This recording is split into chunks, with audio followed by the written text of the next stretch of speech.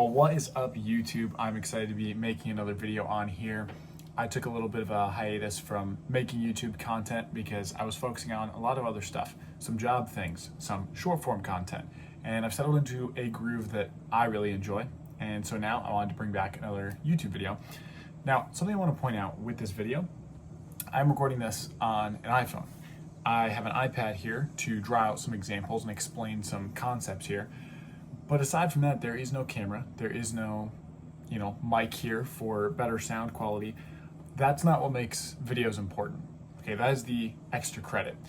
But what makes a video important is having something important to say, or it really depends on what kind of content you make. Maybe you are a short film creator and the camera quality does matter. Obviously, that's a nuance that I think you'll understand. But if you are wanting to share a message, you have like a podcast format you want to do, something like that, I think it's super important to just get your message out there, get your voice out there, and practice speaking in front of a camera so that you can be better at it. I do all these in one take, so you will not hear me cut anything out of this. I could botch it really bad. I have before, completely stumbled over my words, stuttered a bunch, and I had to still put it out. And it's almost comforting to know that, because when I do trip over my words, I know I can keep going. Like, I don't have to overthink how it sounds, that I only have one take. I know that I'm probably gonna mess some things up and then I'll have to redo it, and that's fine with me. And it's great practice. The amount of filler words I use now are not even filler words. I would just say the amount that I am articulate. I think that's the way to say that. The level of articulation I have, there we go, is so much higher than what it used to be because I post videos on the internet and I talk. And that's all I do. I just turn on the camera, selfie mode as I'm walking around, because I usually get restless while I'm thinking and talking, and I'll just talk. And then I don't cut it, I put captions on there, and I upload it. It has grown my ability to communicate by a lot. I also watch content that educates me, so that's part of it, but a big part of it is just putting it into practice by talking. So, putting that out, I have a little ring light and I just have a window open, and it's super bright. And as you can see, like, I am well exposed. The background, I don't really care about the contrast too much, but hey, it happened to look good. And I'm doing it on a phone, which pretty much everyone has. So I'm gonna turn this a little bit because my monitor is in the corner. I don't know, didn't like how that looked. So anyway, I want to talk about the basics and the extra credit. I thought of some different ways to say this. That's the one I usually say as soon as it comes to mind. I say, oh, that seems like extra credit. If someone's doing something that is small when they should be doing something that's big, and I'll explain what I mean in a second. But one term you've probably heard, if you're in the wellness, optimization, mindset, whatever culture, is majoring in minors. So it's this concept of, if it were a college degree, right? You'd have your major and then you have your minor, which is like another degree that you're not focusing on as much. I'm realizing I think the camera is turning as I record this. I think it's slowly rotating, which is kind of funny. You have your major and you have your minor. And the minor is not going to be as important, but it is a part of what you are doing and what you are studying. It's just that the major should take the first priority. So I'm not going to draw it out yet, but I get a little eager to use the little drawing pad there. So majoring in minors, going for the extra credit, getting caught in the weeds, things like that. I was just listening to a Chris Williamson video about optimization culture and how his experience with it is different from other people's experience, and everyone has their own approach. You can't really generalize it too much.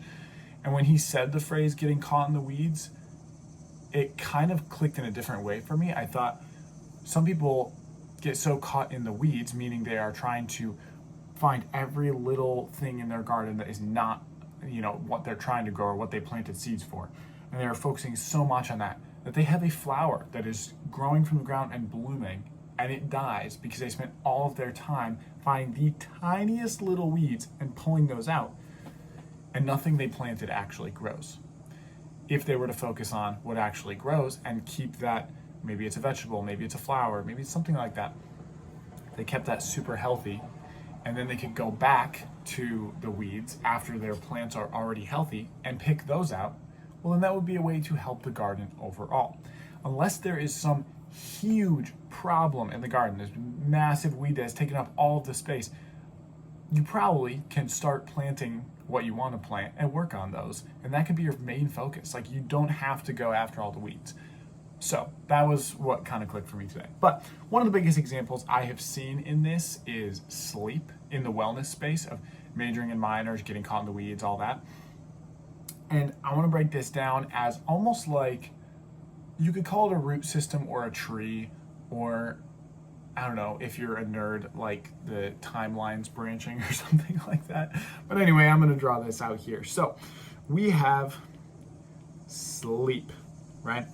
Now, I think, yes, this should automatically fix my handwriting, which I don't necessarily want. We might run into some trouble with that. If so, we will we'll work with it as we go. And that's the fun part of this not being cut. You'll get to see me work on that. So you have sleep. Sleep right here, and I don't know if this will box up. There we go. Sleep is the important thing that we are going for. It's the thing that we want to optimize, right? Everyone wants to optimize their sleep, get the best recovery. They can be back in the gym faster if they recover from the workout they did. It's great. Love sleep. I'm recording right next to my bed. Maybe after this I'll take a nap. Not really. But I won't open that can of worms because we're going to get into sleep optimization here. So there's a couple things you could focus on with sleep. Sorry, my nose is a little itchy. I would say one of those, oh man, it keeps swapping to my eraser, and it's a little cue on the pencil itself I don't know quite how to fix yet. But anyway, so you have, let's just say, time, and let's say quality. Time is pretty easy. You just go to bed at a good time. You go to bed at a good time, and hopefully you don't have to be up so early the next day that you miss out on a bunch of sleep. So it's different for everyone. For me, my ideal window, probably 10:30 to 6:30. I think I can wrap up everything in my day and have time to wind down for a 10:30 bedtime. I can get up at 6:30, and although I don't always like peeling myself out of bed at 6:30, that is a good time that gets me ready for my day. Like I can make it to all my things. Some days work is super early. Sometimes it's at 6 a.m. and I drive almost an hour. So that's not possible on those days. But for most of the days, and especially throughout the weekend, 10:30 to 6:30 is great, and it's 8 solid hours. Sometimes I can go for 9, go to bed early, or I get to sleep in or whatever. But that one is pretty simple. Most people just need to get to bed. That's their problem. They don't need this optimization. They just need to do the basics. Okay, that's awesome. Time right there. One branch I want to make on time, and I don't think all these are going to have split branches, but one just thing farther along in the time branch is consistent time. Whoops. All right, let's see if that shapes up a little bit. Not really. I guess that handwriting feature thing isn't really working. But I'm just going to say circadian rhythm. C rhythm. That right there is part of optimization culture that I think is pretty easy to get into. I don't think it's too hard. It's getting to bed at the same time, and also getting to bed, if you can, around the time the sun sets versus around the time the sun rises for going to sleep and getting up. That's not always the math problem. It's not just matching that same time and going to bed as soon as the sun sets, but it is watching a sunset so you wind down and you are more tired in the evening, and then getting morning sunlight, which will wake you up more. So that's one way you can take it farther. The time thing is just getting enough, right? But if you can get in the same hours, okay, that's good. That's a way to get better sleep. Speaking of better sleep, I do want to jump over to the quality side. So under the quality side, there's a lot. I don't even know where to start, and because this is just off the dome, I did not script anything like this. I got my iPad out. You can probably see from the little screen recording, it's at 5%. That means it is, I just grabbed this, plugged in, and I was like, let's go. So I did not script out a bunch of things I'm going to put on this chart. That's your warning. This is chaotic, I apologize, but I think I can organize it pretty well. So I'm going to add one on here that says, I'm going to say cortisol. All right, everyone's heard of this, cortisol. You've probably heard too much about this because, quite frankly, it is a little annoying how much people talk about it. I like to talk about it because I'm not too pressed. I understand kind of some of the basics, some of the things around it that you can do. to elevate it, lower it, manipulate it, the benefit of it, all that stuff. The short and sweet thing is it is good for you. It is part of your bodily functions. It's just that it's good in certain contexts. You shouldn't have it through the roof all the time. Like if your whole life is just high cortisol, that's not good. But cortisol, if it's high, you're not going to want to go to sleep. If it is high in the morning, that is good because it wakes you up. Without going so deep into science, because I don't really have like the authority on paper to speak on these things, and I am just trying to explain a basic mindset here during or toward optimization culture. I'm not going to get too into the weeds with the science. I like knowing about the science, but I'm not going to speak with authority on that. So you want it high in the morning because it is the hormone that releases to wake you up essentially. And if you can get it even higher in the morning, let me draw this out. This is when you, let's just say, cortisol. Sorry, I was writing that without my palm on the screen. It looks really bad. And I will just say time of day. All right, there we go. So we have cortisol and time of day. In the morning, it will pop up like this, and then hopefully it will level out. That is how it should be. That's what you want to go for. Some people experience it, and what I am going to do is, one of the few times in here, I'm going to change colors here. Say some people have it more like this, and everyone's different, so a bad like cortisol curve could look completely different. This is just a random line, but to explain what the line is, if you are dealing with this type of start to your day where it just is low and it is going up, but it doesn't really like shoot up at the beginning of the day, and then you end your day still a little high here, it's a little too high for you to have good quality sleep and probably get to sleep on time. And you also are not going to feel very awake in the morning. And that just puts you in a vicious cycle. I would say, and I'm going to switch to green for this because we all know green means good. The best, and this will be drawn a little dramatic, would be like this and that for the rest of your day. Now the initial curve at the beginning right there could be a little different, right? Maybe it spikes and then it stays high and then it gradually comes down. But the point is you want a really hard spike in the morning. That's one way to optimize your cortisol for a good sleep rhythm, essentially. So if we pop back over to our little graph here, let me pop back to black. There we go. So that is one part of optimization, and I would just say lower overall, and then I would say timing. I think that's fair. So you don't want to be a super high cortisol individual. I know it's probably something you've heard a lot of videos on. I'm not going to go down that path, but obviously it wouldn't be good to be in a constant elevated state of something that shouldn't be elevated. And then also the timing, which is higher in the morning, lower at night. Now, another thing is temperature. Let me put my palm on here so I can. All right, so temp. This is huge because they are making mattresses that can actually control your temperature at night, even though your body has a natural flow of temperature. Essentially what it does is it keeps you cool so you can fall asleep. Your body needs to fall by like 1 to 3 degrees so you can go to sleep. And then it'll rise, I think it's around 4 in the morning it starts to rise. Don't quote me on that. But in the morning, in theory, or in general, it will rise. And then you will have a cortisol release and then you will wake up, right? So like lower right before bed, higher right before you get up. It's kind of how it goes. They have mattresses who will track that so you can actually look at the data behind your sleep. But also, they will accommodate your temperature essentially by shifting it so that you will wake up at the right time naturally instead of your body is in one state and then your alarm goes off and you just, it just like shocks you awake. That is not a fun feeling. I think we all know that. But if you ever have those days where you wake up before your alarm or you're already kind of coming out of it and your alarm goes off and it's like it doesn't hit you as hard, it's a really nice gradual way to wake up. That's awesome. So I would say for temperature, there is environment and there is products. So you can just keep your house cold at night if you have like a timed thermostat or something. And then in the morning, I would say it's probably, honestly, you know what? I'm gonna draw this out. Environment. Let's do 2 off of this. And I will say, let's just say bedtime and wake time.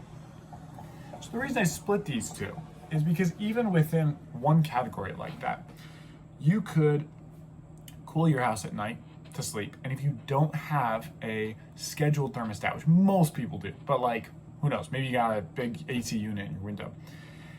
If you can't have it time to warm up in the morning, now you can only do half. You can just make sure your bedtime is good. And then when you get up in the morning, maybe you just do things like you're naturally going to wake up, either to your alarm or naturally. So you can just do things to elevate your body temp, to increase your cortisol for that better cortisol curve throughout the day. But maybe you can't optimize pre-wake up to body temperature, you know? Like that, I think that's pretty fair. So with products, I would just leave that there because I think the sleep mattress and all that is kind of what we were talking about. This is really silly that my camera keeps turning. I hope it keeps it entertaining as you're watching this. So that is one. And now we have cortisol, we have temperature, and I want to think of another one. Let's do light. I think this would be a really good one. And this ties into cortisol, but a little bit different because it involves other things. So I'll just say light. Again, because this is unscripted, we probably could have stacked these differently. I like how it's laid out now, but this is not like the one and done way that all of these split off. So you have light, and that would be sun, light, and I'll just say darkness. Sorry for the bad handwriting. Hopefully that kind of, yeah, there we go, cleans it up a little bit. Sunlight, I will say sun rises and sun sets. And then darkness, I will say, leave that there. How about we just backspace that little line? Oh, well, I hope it doesn't undo all that. Let me just use my eraser. Isn't this fun? You guys get to learn with me how to use this app. Let me, there we go. All right, we're back to our tool that we wanted. So, we've broken down light into a couple different ways you can optimize. Perhaps the biggest one that people talk about is supplements. Now that I think about it, I think supplement has 2 P's in it. But I'm just going to leave that as SUPS. Let's pretend it's like I know English better than you and I know how to abbreviate things better. But I think I'm just wrong. Anyway, supplements. So I will say cortisol, cortisol down. So this would be things like ashwagandha and other things that can indirectly or directly lower your cortisol. Ashwagandha is the only one that comes to mind naturally for me, but I don't know. And then I will also say melatonin. Melatonin, that's a good one. And then I will say magnesium. And I'm just gonna say magnesium G, because we all know glycinate is better for your sleep optimization. All different magnesiums have different purposes, different functions, different great things about them. But I'm gonna call glycinate my favorite just because I usually focus on the sleep when it comes to my magnesium intake. Everyone can learn and grow, so I'm sure with time I will reconsider that. Not even reconsider, but I'll just go beyond that. That's my favorite for now. These are just a couple, okay? This is not my final list or whatever. And not to mention, we could have categorized this by like what the supplements do and then which ones within that function have different supplements. Meaning if it was to lower cortisol, right, I could say ashwagandha, and then I could say other, because quite frankly, I don't know off the top of my head another one that like directly lowers cortisol. So yeah, that's just a couple things right there. This has been cool to talk about sleep. And I think this is really cool to know these things and try them out and include them in a video like this. Kind of like a 2-in-1, it's a bonus, right? This is not what the video is about. And so after we've had like 20 minutes of learning, which is so cool, I want to focus on how people focus on the wrong things. I know it didn't sound super clear. Let me explain. So we're gonna switch colors here real quick. We're gonna go to red, and we are also gonna go just a little bolder. So let's take me, for example. You're looking at, what year was that? 2025, I believe. And this was Josh after he had been going to the gym for a long time and was getting into wellness. I would say specifically wellness. Fitness is one thing, and it's part of wellness. And also there's textbook definitions probably to these words, which would separate them better than what I'm saying.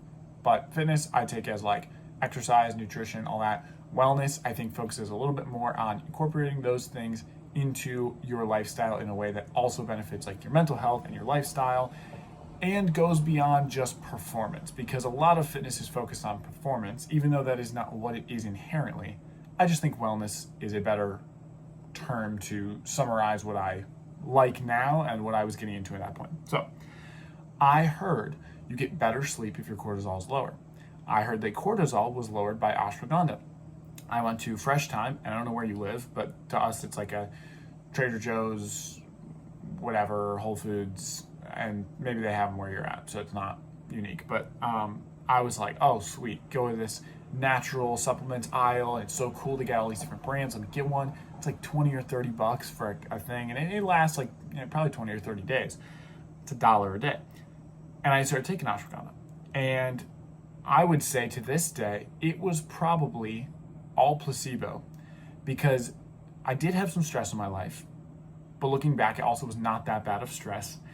And I don't think that taking a couple ashwagandha gummies or whatever per day was lowering my cortisol to the level where I felt like my sleep was increasing by a lot. Or did I feel like the stress was going down and therefore my mind was more at ease when I went to bed? I think that all stayed the same. In the moment, I probably would have told you, oh, it works great, optimization. I don't think so. So I'm gonna circle this. I was here. And I don't know if you can tell, but this is pretty far from this, or pretty far from this. Because what was I not doing at the time?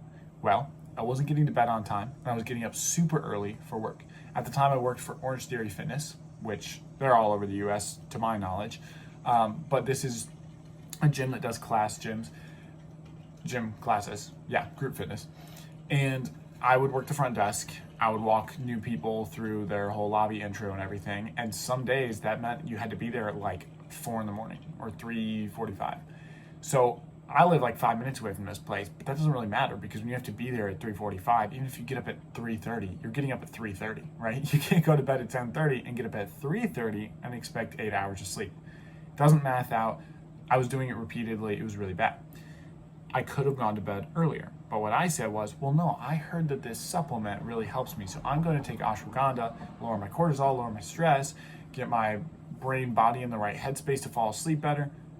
But I wasn't going to bed on time.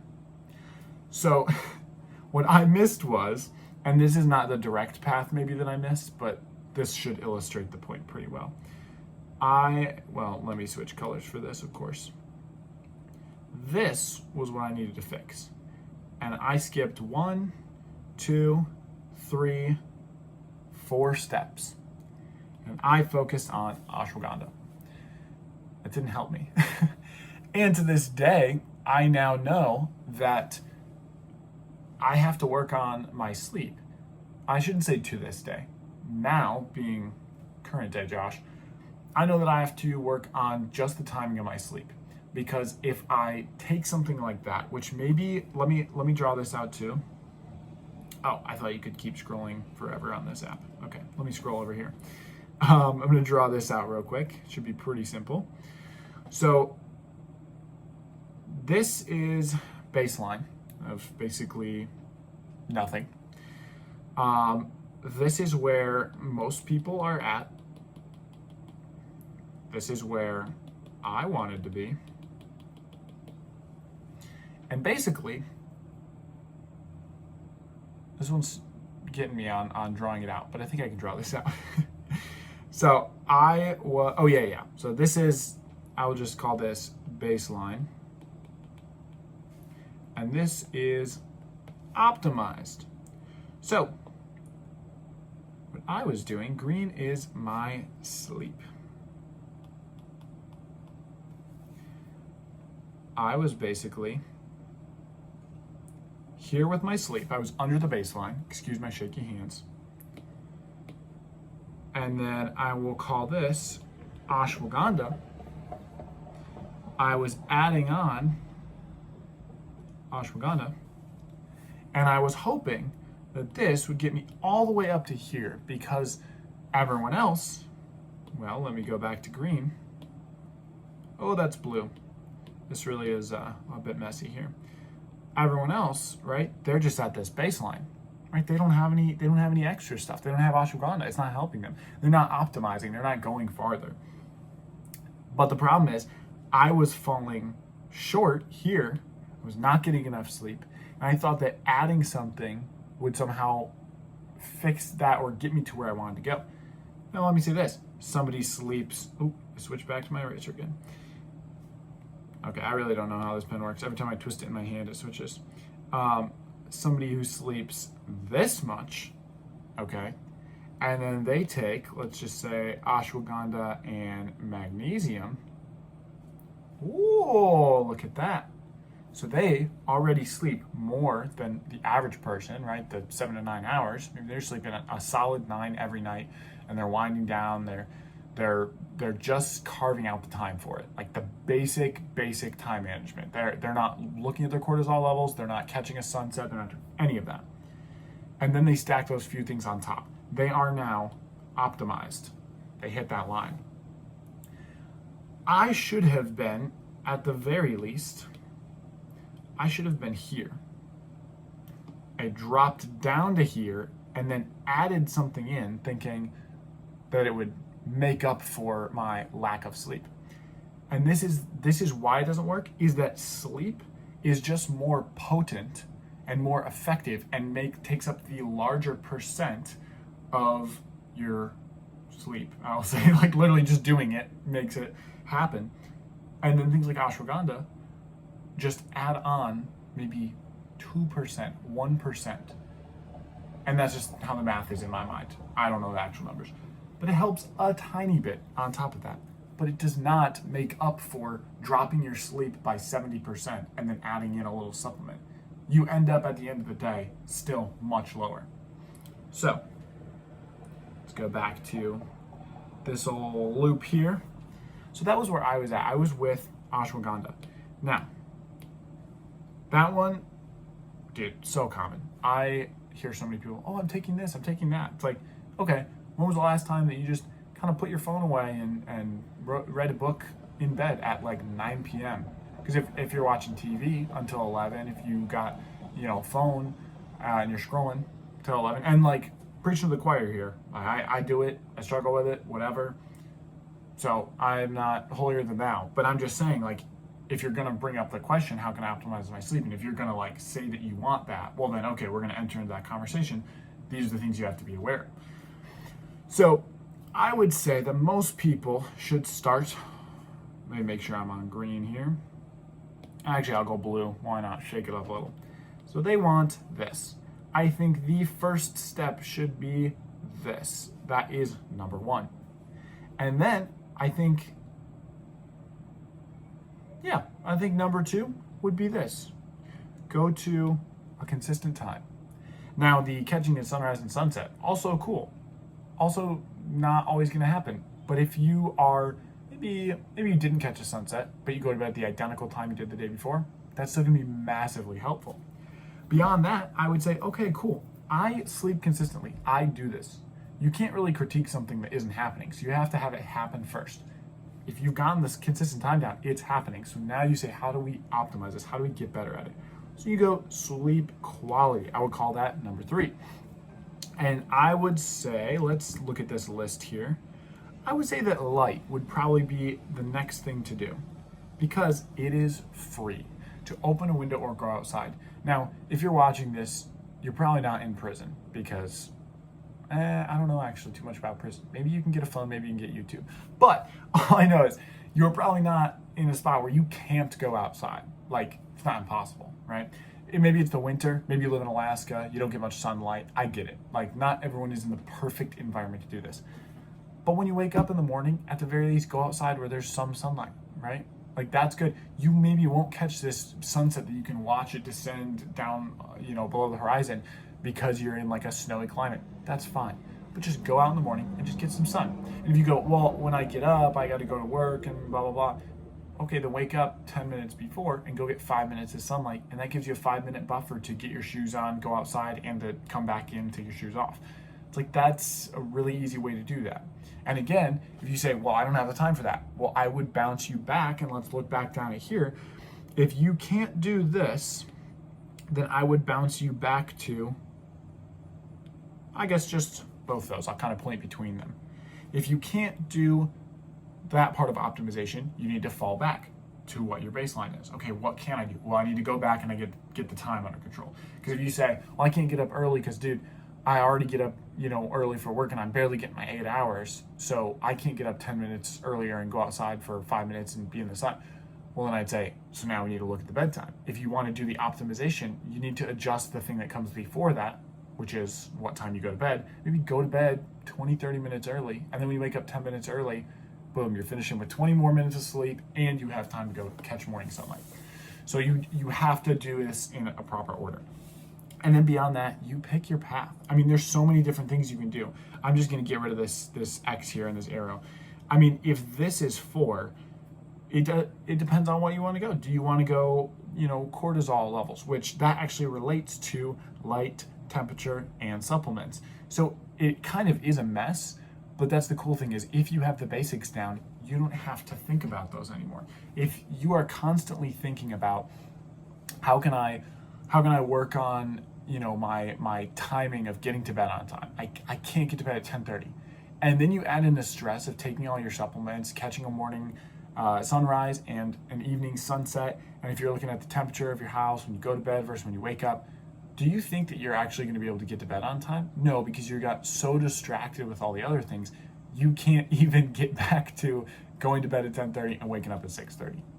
So that's the thought. It's long. It's 30 minutes at this point. I keep mentioning the time because I can see it on my phone how long it's been.